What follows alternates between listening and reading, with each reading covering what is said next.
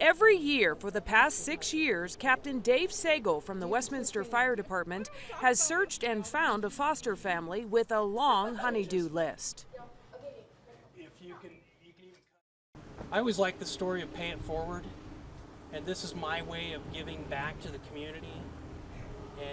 And it's, to me, I love doing this. I've been doing charity type things my whole life. That's what my family taught me that. Tammy Ibarra and her partner Amy Wheeler have taken in 16 foster children during the past 3 years. We've had 4 at one time. That's the most we've had at once. But it's been pretty incredible. You get to see smile, that haven't smiled in months, start to open up and trust a little. And I think the biggest thing we see is hope. They get to leave our house and they have hope. But with that many children coming and going, the house has taken a beating. Well, these families open up their hearts to these kids, and they open up their homes to these kids. And many of them are busy working and doing what they can, and things get away from them.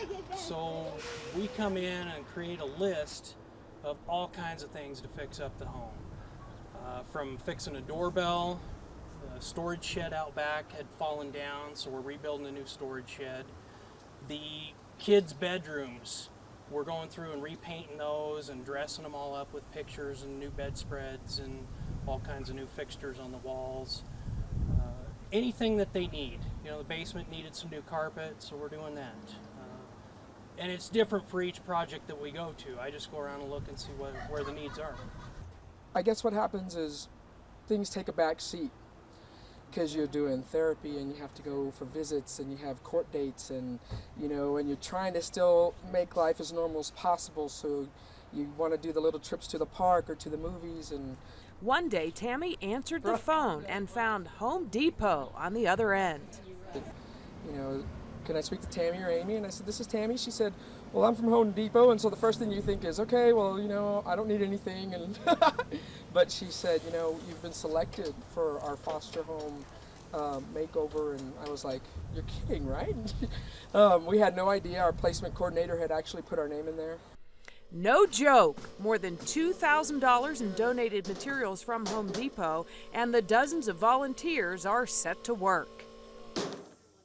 We have about 25 volunteers from the fire department and around 20 volunteers from Home Depot that are out here helping. And many times I've got people crawling all over the top of each other, doing projects on top of one another.